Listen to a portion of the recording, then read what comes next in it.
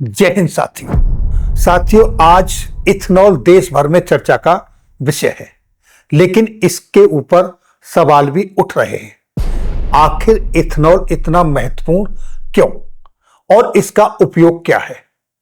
Social media पर चल रही खबरें कितनी सही और कितनी भ्रामक? क्या पुरानी गाड़ियों के लिए E20 सुरक्षित है?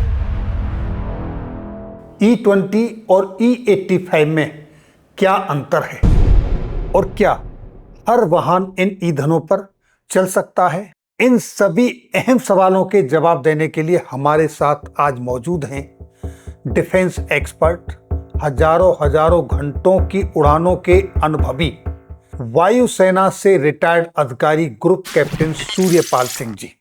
आज हम उनसे जानेंगे इस विषय की पूरी सच्चाई।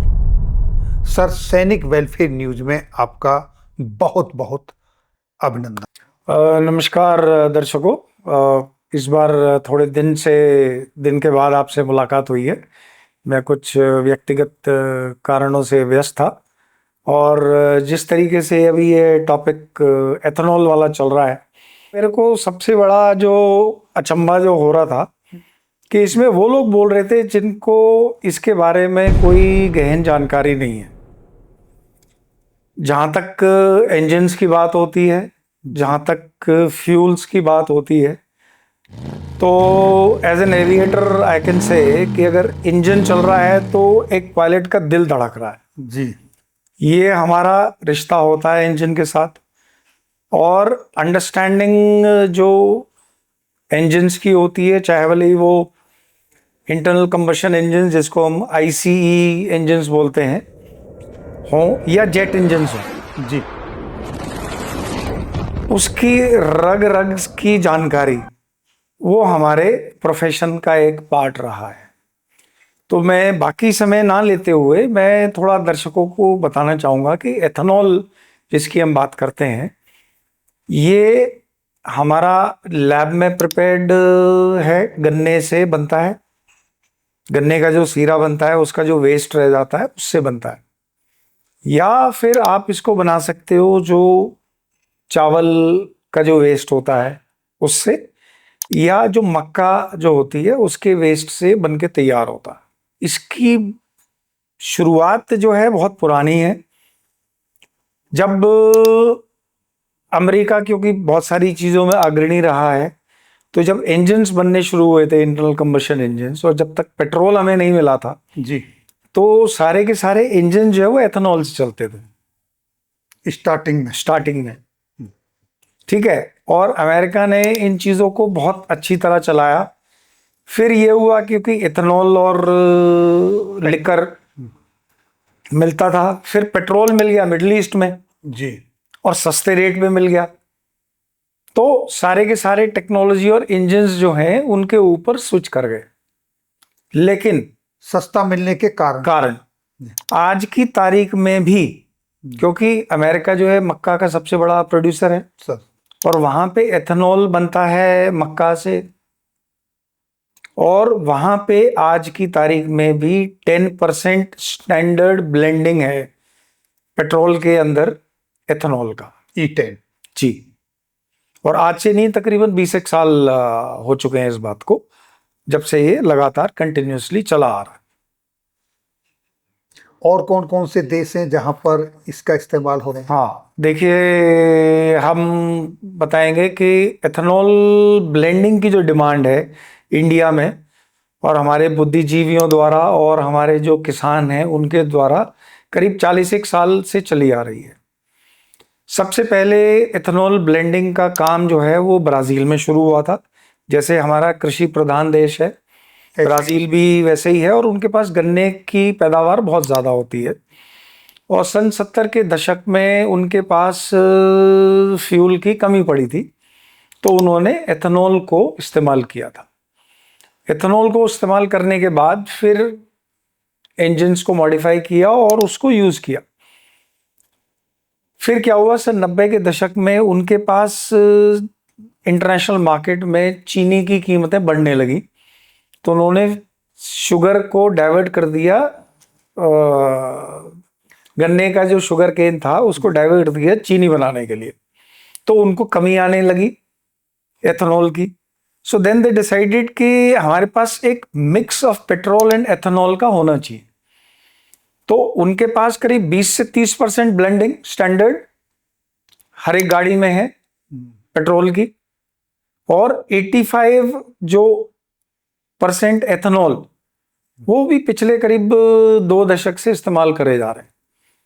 और आपको जानकर के बड़ी हर्ष होगा कि जो गाड़ियां फिएट, वॉक्सवैगन, टोयोटा ये सब बना रहे हैं, वो फ्लेक्स फ्यूल वाली गाड़ियां उनको बना के दे रहे हैं और वो उसको इस्तेमाल कर रहे हैं। E20 जहां इस्तेमाल होता है जिन गाड़ियों में, और जहां E85 FFV, इन दोनों में टेक्नोलॉजी में जो फ्लेक्स फ्यूल की गाड़ियां बनाने का जो आइडिया आया था जी, वो ब्राजील ने शुरू किया था कि हम ऐसा ना बनाएं कि एक ही तरीके की गाड़ी जो है वो फ्यूल को इस्तेमाल करे। तो आइडिया वहां से स्टार्ट हुआ। तो फ्लेक्स फ्यूल और E25 और फुल पेट्रोल वाली गाड़ियों के बारे में बताने से पहले मैं चाहूंगा दर्शकों को थोड़ा सा एक जानकारी दे दूं। मैं जो इंटरनल कंबशन इंजन्स जो हम यूज करते हैं, जिसको हम रोजमर्रा की जिंदगी में यूज कर रहे हैं, तो इंजन्स जो हैं 2 तरीके के होते हैं। एक तो जैसे इंटरनल कंबशन इंजन हो गया, चाहे भले आप उसको पेट्रोल से चलाओ, चाहे भले ही डीजल से चलाओ, या उसको एथेनॉल के साथ चलाओ जी।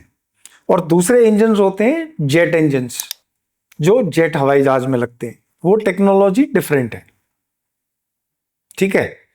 तो इंटरनल कंबशन इंजन में क्या होता है कि आप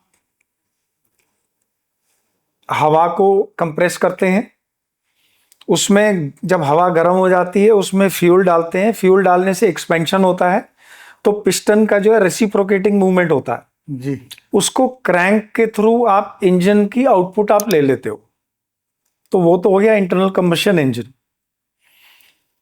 पेट्रोल और डीजल के लिए जब इंजन्स बनाते हैं तो उनकी टेक्नोलॉजी थोड़ी सी फर्क होती है। जैसे एक आप 2 फिगर याद रखिए सर, एक 10 और एक 20, एक 10 और एक 20।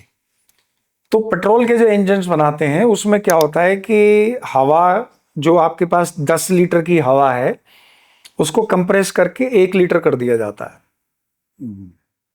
तो कंप्रेस करने में जो हवा गर्म होगी उसमें पेट्रोल डाला जाएगा और वो आग लगेगी और रेसिप्रोकेटिंग मूवमेंट हो जाएगा जी। तो वर्ल्ड ओवर जितने भी जो इंजन्स हैं जो पेट्रोल से चलते हैं वो इस मैजिक फिगर 10 ±2 पे चलते हैं। दैट मीन्स जो पुराने जमाने के इंजन्स थे वो 8 × 1/8 वॉल्यूम करते थे, कंप्रेस करते थे। स्टैंडर्ड इंजन्स करीब 10 करते हैं, और जो मॉडर्न इंजन्स जो आ रहे हैं वो तकरीबन 12 टाइम्स तक कंप्रेशन उसको करते हैं जी। और जो डीजल इंजन्स हैं वो करीब 1:20 पे जाते हैं। 1:20 -2, 18 से लेके 22 तक, depending upon the technology and fuel जो है इस्तेमाल कर रहे हैं। तो ये तो बात आ गई एक इंजन्स के ऊपर। दूसरी चीज है एथेनॉल के बारे में एक और जानकारी कि जो हमारी फार्मूला 1 की जो रेसिंग कार्स होती हैं उसमें भी हम एथेनॉल इस्तेमाल करते हैं। उसमें तो प्योर एथेनॉल ही चलती है। उसमें तो प्योर एथेनॉल पहले उन्होंने ब्लेंडिंग करी थी, उसके बाद अब प्योर एथेनॉल चलता है। लेकिन एथेनॉल का जो स्ट्रक्चर है उसको पूरी एनर्जी निकालने के लिए उसका कंप्रेशन रेशियो बढ़ाना पड़ता है। तो जो एथेनॉल के जो इंजन्स हैं जो रेसिंग फार्मूला कार्स में जनरली 1:14 to 1:16 टाइम्स तक उसको कंप्रेस करते हैं। यानी कि ये जो फॉर्मूला है 20 और 10 से हटके है, 1:14 to 1:16। 1:14 तक उसको जो है वो लेके जाते हैं और उसको इस्तेमाल करते हैं। अब एक कॉमन अंडरस्टैंडिंग रहती है, थोड़ा सा कई बार ये रहता है कि सब पेट्रोल भी फ्यूल है, डीजल भी फ्यूल है और एथेनॉल भी फ्यूल है, तो दिक्कत क्या है? तो पेट्रोल का मैं ज़्यादा केमिस्ट्री में ना जाते हुए मैं ये बताना चाहूँगा कि पेट्रोल भी जो है एक हाइड्रोकार्बन है। सर, पेट्रोल जो है वो 8 कार्बन चेन का कंपाउंड है जिसमें हाइड्रोजन मॉलिक्यूल्स लगे हुए हैं, ठीक है। और उसके जो हाइड्रोजन मॉलिक्यूल्स को जब कार्बन से अलग निकालते हैं वो आपको एनर्जी देता है सर। और उसको निकालने के लिए आपको एक प्रेशर चाहिए, दबाव चाहिए। तो वो दबाव 1:10 के रेशो में जो है आपको मिल जाता है और आप पेट्रोल के इंजन आपके बन जाते हैं, एफिशिएंट होते हैं, कार्बन नहीं निकलता है। वहीं पे जो डीजल होता है, जैसे पेट्रोल है, अगर आप देखोगे तो उसको आइसो ऑक्टेन बोलते हैं सर। और एक होता है heptane, that means 7 carbon chain compound का एक सॉल्वेंट ले लिया, उसमें आइसो ऑक्टेन एक दूसरा लिक्विड है जो जी। 8 कार्बन चेन का है। तो वो उसमें कितना मिक्स कर दिया वो उसकी वैल्यू हो गई। जैसे आपने देखा होगा 95 ऑक्टेन, सर। 100 octane, 90 octane. तो वो कितना उसमें आइसो ऑक्टेन जो कि प्योर पेट्रोल है उसको कितना मिला रखा है आपने। जो नॉर्मल 7 चेन कंपाउंड है दैट इज हेप्टेन होता है, एन हेप्टेन। तो वो उसकी कैलोरीफिक वैल्यू बताता है। अगर आइसो एक्टेन प्योर है तो दैट मीन्स वो 100 हो गया जी। ठीक है। तो ऐसे अगर आप एथेनॉल की कैलोरीफिक वैल्यू ये ऑक्टेन नंबर देखोगे तो करीब 109 110 बैठता है। That means purest of the it is pure जो more than petrol. It is much more than petrol जो हम गाड़ियों में इस्तेमाल करते हैं। जी। जहाज के लिए aviation gasoline is a different ball game, ठीक है। लेकिन उसको तोड़ने के लिए आपको इंजन में कुछ मूलभूत बदलाव करने पड़ते हैं क्योंकि हायर प्रेशर चाहिए उसको ब्रेक करने के लिए। तो ये जब बात आती है तो जब हम ब्लेंडिंग की बात करते हैं, पेट्रोल में क्या होता था कि अगर आप प्योर पेट्रोल दोगे इंजन बहुत बढ़िया चलेगा। उस प्योर पेट्रोल में हल्का सा 7 कार्बन चेन कंपाउंड मिलाओगे तो उसकी वैल्यू थोड़ी सी कम हो जाएगी, लेकिन इंजन जो है वो नॉकिंग करने लगेगा। इंजन जब नॉकिंग करने लगेगा उसमें एंटी नॉकिंग एजेंट्स डाले जाते हैं। तो पहले पुराने टाइम में लेड टेट्राइथाइल होता था एक। लेड जो है सबके लिए बहुत नुकसानदायक है। इंडिया में करीब सन 96 के आसपास जो है अनलेडेड पेट्रोल मिलना शुरू हो गया था, कैटालिटिक कन्वर्टर्स वगैरह गाड़ियों में लग गए थे। उसके बाद जब अभी रिसेंटली जब इथाइल को उसमें ऐड किया गया, मेथनॉल ब्लेंडिंग करी गई, तो मेथनॉल एक बहुत बढ़िया एंटी नॉकिंग एजेंट है, नेचुरल। ये एक तरीके से देखा जाए तो एक डिस्कवरी थी कि जब इसमें पेट्रोल में ब्लेंडिंग कर दिया एथेनॉल का तो गाड़ियां और स्मूथ हो गई, ठीक है। तो ये तो व्हीकल के लिए फायदेमंद चीज रही। हाँ, अप टू सर्टेन लिमिट। जी। अब उस लिमिट से अगर आप ज्यादा जाएंगे तो फिर उसमें इंटरनल आपको चेंजेस करने पड़ते हैं इंजन के अंदर। अब जैसे कि हमने बताया था कि यूएस में तो किसी अरसे से E10 चला आ रहा है। तो इथेनॉल कंपैटिबल करने के लिए गाड़ियों में क्या होता है कि इथेनॉल जो है उसकी एक कैपेसिटी है कि पानी को थोड़ा सा एफिनिटी है। फॉर एग्जाम्पल अगर आपने एथेनॉल मिक्स्ड वाला पेट्रोल अगर आप लेंगे, प्रॉपरली ब्लेंडेड है सर, बॉटल में रखिए, मिक्स्ड है आराम से। एथेनॉल को अगर आप डीजल में मिक्स करोगे तो मिक्स नहीं होगा। ओके। एथेनॉल को डीजल में मिक्स करोगे तो मिक्स नहीं होगा, पेट्रोल में मिक्स करोगे तो हो जाएगा। आप उसको 10 दिन भी रखो वो नीचे बैठेगा नहीं, मिक्स्ड रहेगा। लेकिन आपने उस मिक्सचर के अंदर आपने पानी डाल दिया, ठीक है, और उसको शेक कर दिया, और शेक करने के बाद उसको आप थोड़े समय के लिए रख दीजिए, तो जो एथेनॉल है वो पानी के साथ मिक्स हो जाएगा और वो नीचे बैठ जाएगा।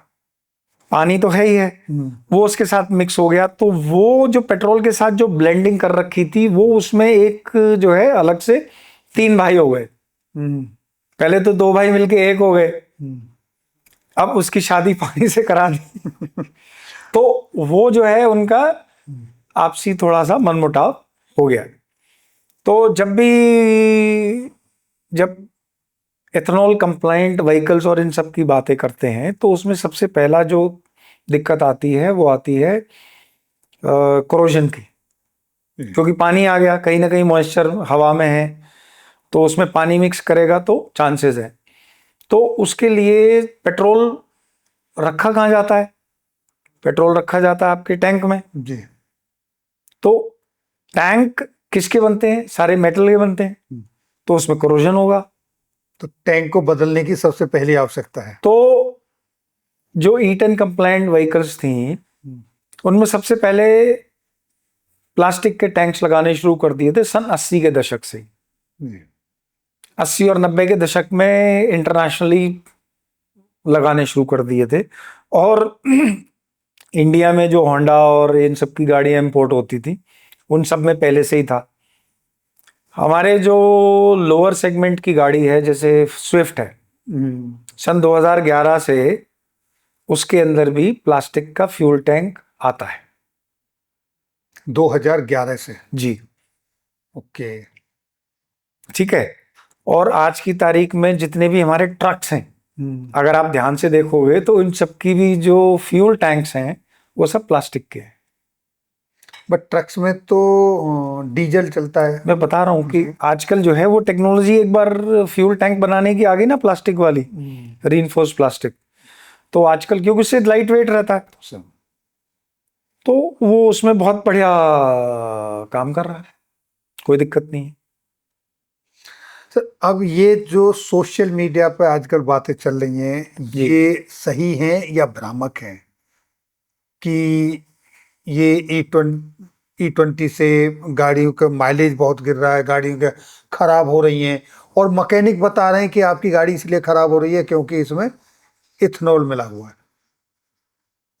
देखो,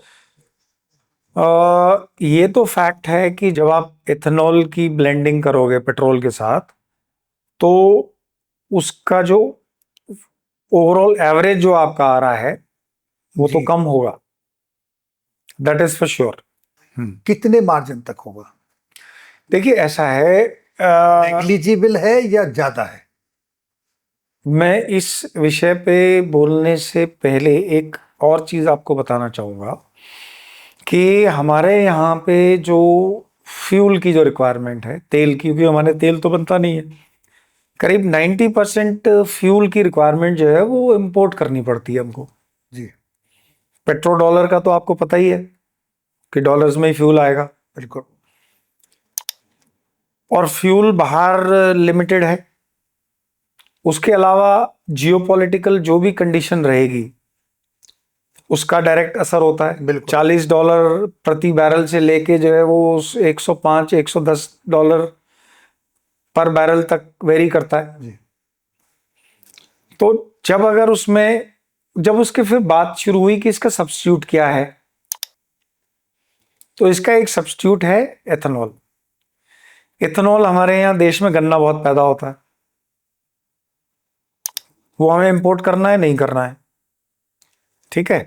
तो ये मक्का भी होती है, मक्का भी है, तो ये हमारा करीब, और धान भी हो रहा है। धान भी है। हमारे जो बुद्धिजीवी हैं उनका ये शुरू से ही प्लान था कि एथेनॉल ब्लेंडिंग जो है वो करी जाए।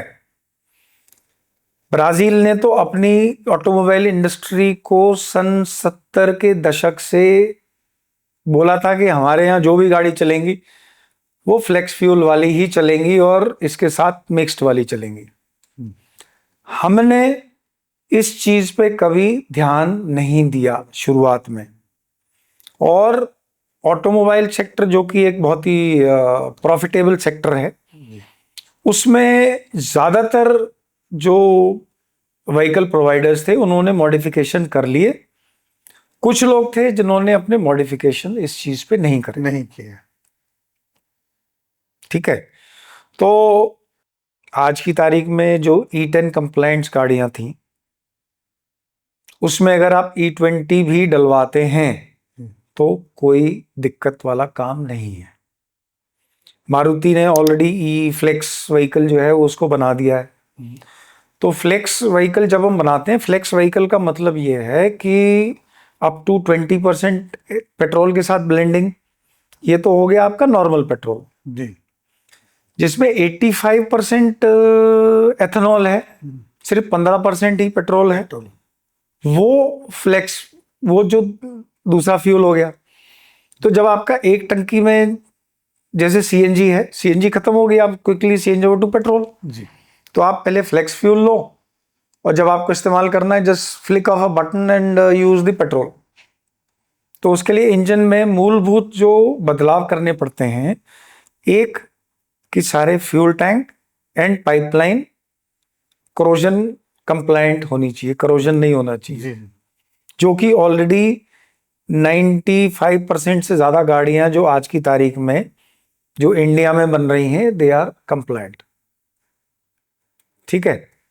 उसके अलावा बात रहेगी कि उसका कंप्रेशन रेशियो चेंज करने के लिए, क्योंकि कंप्रेशन ज्यादा करना पड़ता है, उसके लिए क्या है कि आपको इंजन में बदलाव करने पड़ते हैं, और जो इलेक्ट्रॉनिक कंट्रोल यूनिट जो होती है उसमें चेंजेस करने पड़ते हैं। अब जैसे आप पेट्रोल पे चला रहे हो, इंजेक्टर्स हैं, जी तेल दे रहे हैं, जब आप एथेनॉल पे चलाओगे, एथेनॉल में उतनी गर्मी उसकी कंपैरेटिवली कम आएगी, तो आपको इलेक्ट्रॉनिक चेंज ये करना पड़ेगा कि आपका जो इंजेक्टर है वो ज्यादा फ्यूल सप्लाई करे, करेक्ट, यही एक आपको चेंज करना है। तो वो उसमें चेंजेस जो है वो करके दिए जा रहे हैं। आज की तारीख में अगर आप एवरेज लेंगे तो हमारे पास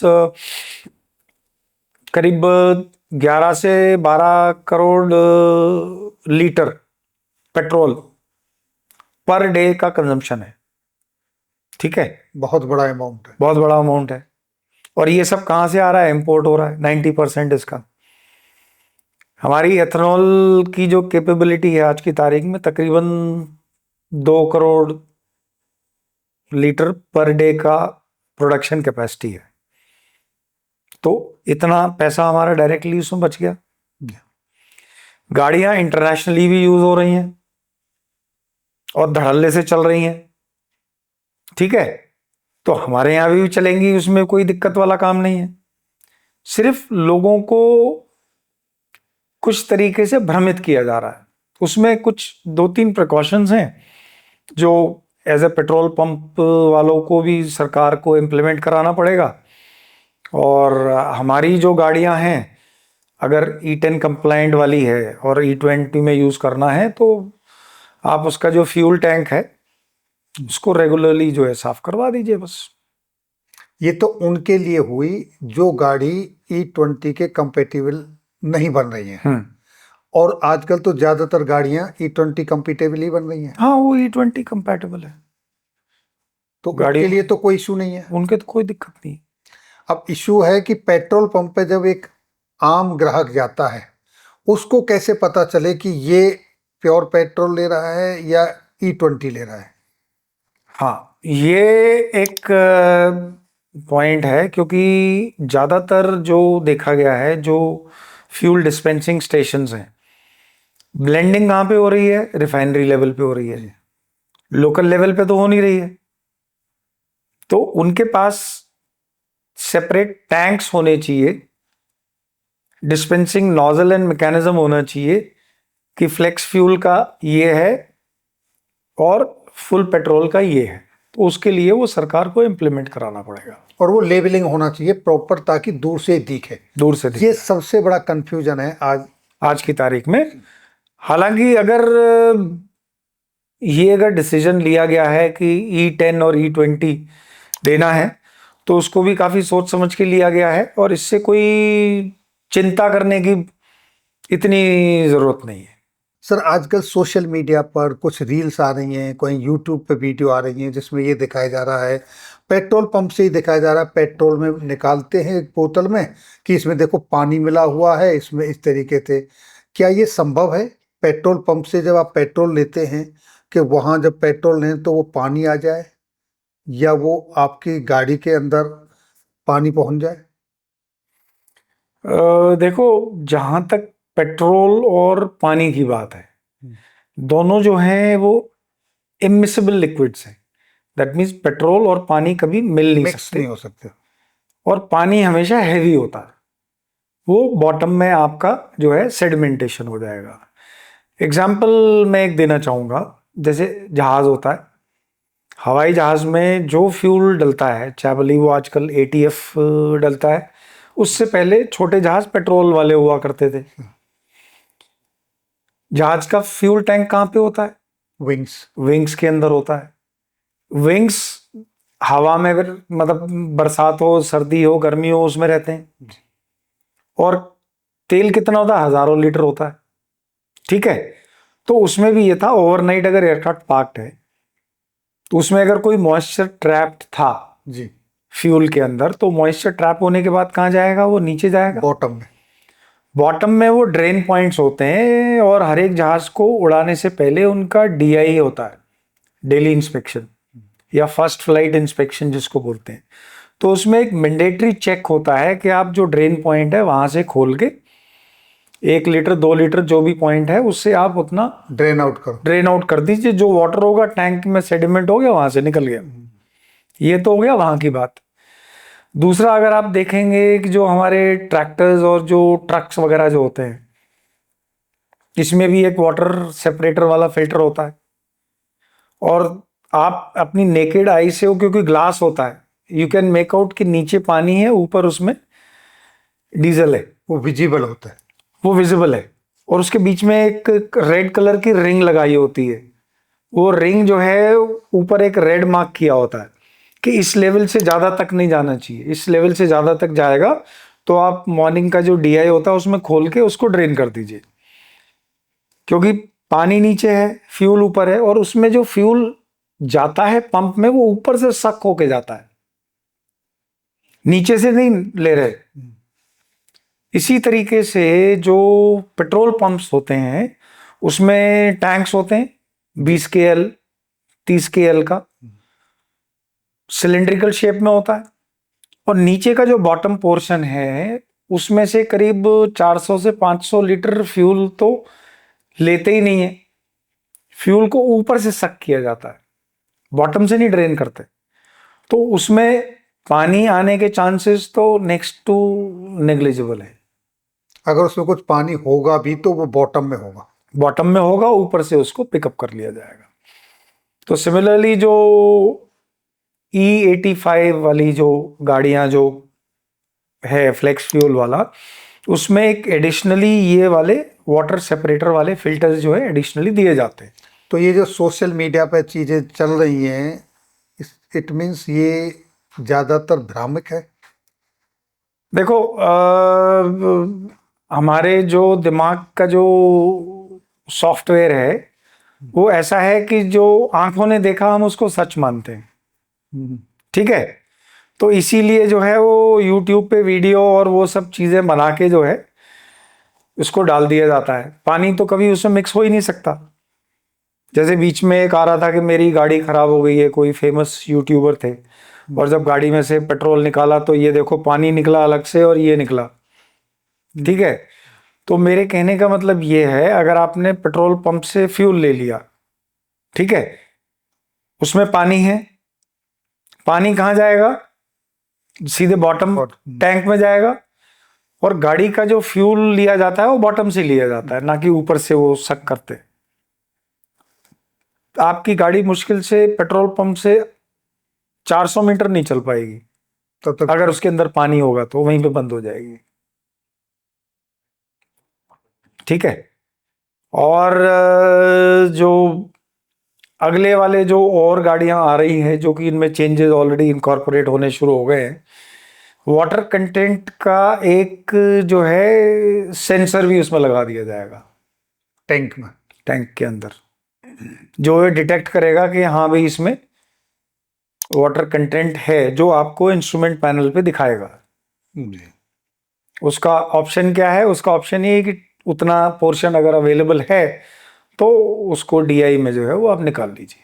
सर जब से ये इंटरनेशनल जियो पॉलिटिक्स में डिस्टरबेंस हुआ है और हॉर्मुज बंद हुआ, पेट्रोल की, कच्चे तेल की ये समस्या खड़ी हुई, तो क्या ये जो E20 का इस्तेमाल हुआ है, अगर ये नहीं होता तो क्या क्राइसिस और बड़ी हो सकती थी? ये क्राइसिस कितनी बड़ी हो सकती थी? देखिए, ये आपने बहुत अच्छा सवाल पूछा है। हमारे जो बुद्धिजीवी जिन्होंने बोला था 40 साल पहले कि आप ब्लेंडिंग शुरू करो, वो ऐसे ही कंडीशंस में अपने आप को आगे रखने के लिए सोच के ये किया गया था। हमारा डेवलपिंग नेशन है, सारी चीज़ें हमारा पेट्रोल और डीजल और इन पे चलता है। अगर इमेजिन करो कि आपके पास पेट्रोल नहीं है, तो क्या होगा? काला बाजारी शुरू हो जाएगी, बिल्कुल। क्योंकि काम जिसके हैं वो तो रुकेंगे नहीं।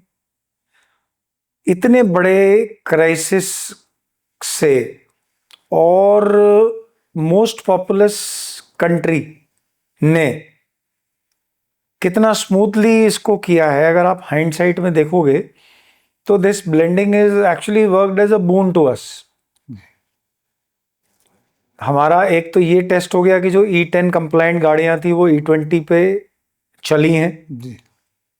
दूसरा, जो चेंजेस हमने करने थे वो चेंजेस इमीडिएट नियर फ्यूचर में मे बी नेक्स्ट 6 मंथ्स के अंदर हो जाएंगे।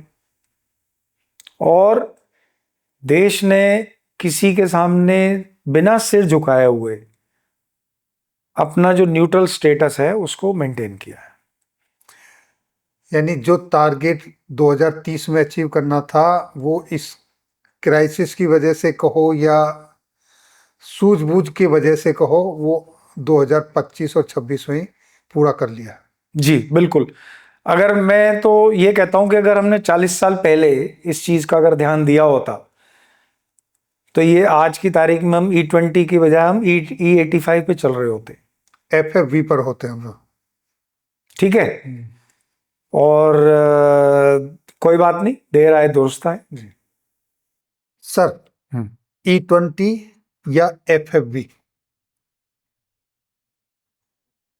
देखिए, जहां तक बात है फ्लेक्स फ्यूल व्हीकल्स की, देखा जाए तो फ्लेक्स फ्यूल तो ऑलरेडी अवेलेबल है आज की तारीख में। Petrol and CNG। जी। आप CNG पे चलिए, विच इज अबाउट 1/3 कॉस्ट। जब CNG खत्म होगी आप switch over to petrol. So similarly flex fuel की जो गाड़ियां हैं आगे वाले टाइम में वो ही लेनी चाहिए। सर, 100 रुपये लीटर का E20 पेट्रोल या 170 रुपये का pure petrol? E20 petrol, doubt ही नहीं है इस चीज के बारे में। सर, ये जो यूरोपियन कंट्रीज की, विशेषकर अमेरिका की जो गाड़ियां हैं, उनकी प्रॉब्लम ज्यादा बताई जा रही हैं, ये सच है या मिथ? देखिए, ऐसा है, हमारे यहाँ मेजॉरिटी और जो मास मार्केट है वो कैप्चर्ड है मारुति, उसके बाद टाटा, वो तीसरा है हुंडई। इन गाड़ियों में किसी की ज्यादातर किसी की कोई शिकायत नहीं आई है। शिकायत आई है कुछ वॉक्सवैगन में, कुछ केसेस हैं। मैंने बताया था आपको ब्राजील में तो फ्लेक्स फ्यूल वाली व्हीकल्स आती हैं। वहाँ पे फिएट करीब 20% मार्केट शेयर लेके बैठा हुआ है, और वॉक्सवैगन ग्रुप जो है इसका करीब 18% मार्केट है। उनकी गाड़ियाँ चल रही हैं वहाँ पे, फ्लेक्स फ्यूल में कोई दिक्कत नहीं है। तो क्या उन्होंने इंडिया में वो कंपेटिबिलिटी गाड़ियां नहीं दी, या? हो सकता है, हो सकता है उन्होंने इस चीज़ की कंपैटिबिलिटी ना दी हो। और अगर आपको डाउट है, बिकॉज जनरली जिनकी गाड़ियां हैं अगर उन्होंने मेंटेन करने में कोई दिक्कत हुई है और just as a one time major आप अपना फ्यूल टैंक निकलवा के उसको जो है क्लीन करवा दीजिए, दैट्स ऑल। आपको और कुछ करने की जरूरत नहीं। आज के जो इंटरनेशनल जो जियो पॉलिटिक्स है, उसके हिसाब को देखते हुए और फ्यूल क्राइसिस को देखते हुए सेकेंड हैंड कार खरीदनी चाहिए, या जो आज के कंपेटेबल है वो? देखिए, अगर as a technology man, if you ask me, I should go for EV। क्योंकि हमारा देश का जो डिपेंडेंस है इंपोर्टेड फ्यूल के ऊपर बहुत ज़्यादा है। और ईवी में हमको स्विच ओवर करना चाहिए। अगर आपके पास पुरानी भी गाड़ियां हैं, E10 कंप्लाइंट वाली जो गाड़ियां हैं, आप उनको, एक सिंपल सा प्रिकॉशन है, उसका जो फ्यूल फिल्टर है उसको चेंज करा दीजिए और फ्यूल टैंक को साफ करा दीजिए और आराम से इस्तेमाल करिए। कोई दिक्कत वाला काम नहीं। फ्यूल फिल्टर आपका 100 रुपए का आता है और आपको टैंक साफ करने के लिए करीब 300 से 500 रुपए लगते हैं। मिनिमम खर्चा है, आराम से चलाइए। Because in fact up to 10% blending is very good. 10% blending is very good and कोई दिक्कत नहीं। अब जैसे फर्ज कीजिए आप मोबाइल इस्तेमाल कर रहे हैं, तो मोबाइल की बेसिक रिक्वायरमेंट है कि बैटरी का चार्जर चाहिए, ठीक है। तो जो फ्लेक्स फ्यूल आपके पास अवेलेबल है, अगर उसका एक प्रिकॉशन है कि आपको गाड़ी के टैंक में ऑलरेडी पहले से कचरा या सब चीज़ें नहीं होनी चाहिए, तो आप जाइए उसको रिपेयर करा लीजिए, क्लीन करवा लीजिए। एक 100 रुपए का फिल्टर आता है, उसको चेंज करवा लीजिए एंड कीप यूजिंग इट। नहीं तो 170 के बजाय आप पे करो या 100 रुपए लीटर का पे करो। Choice is yours. साथियों, अभी आपने किस तरीके से, किस आम भाषा में बड़ी टेक्निकल चीजों को सुना हमारे आज के guest group captain HP Singh साहब ने, जो कि वायुसेना से सेवानिवृत्त हैं। उन्होंने इंजन की बड़ी बारीकियों को किस तरीके से समझाया, जो लेमैन भाषा में कहें हम, एक रोड पे चलने वाला आदमी जो इंजन के बारे में कुछ भी नहीं जानता वो भी समझ सकता है कि किस तरीके से एक एक पॉइंट को क्लियर बताया। जितने E20 की जो आज ये चर्चाएं चल रही हैं उसके ऊपर हर चीज़ को बेबाकी से साफ सुथरे जवाब दिए। सर, आपने अपना बहुमूल्य समय दिया जी। और बहुत सारी जो जिज्ञासाएं थीं उन पर आपने बड़ी टेक्निकल बातें और बहुत ही सावधानी से, बहुत ही सरल भाषा में ऐसे समझाया कि जैसे आप केमिस्ट्री की या फिजिक्स की क्लास ले रहे हो स्टूडेंटों की। आपका बहुत बहुत धन्यवाद, आपने इतना बहुमूल्य समय दिया। काफ़ी दिन से विचार कर रहे थे कि आप आएँ, लेकिन आप कहीं बिजी होने के कारण काफ़ी लंबे समय के बाद हमारी आपकी फिर मुलाकात हुई। तो आपका एक बार पुनः बहुत बहुत धन्यवाद सर। जी, बहुत बहुत धन्यवाद। जय हिंद, जय भारत। जय भारत।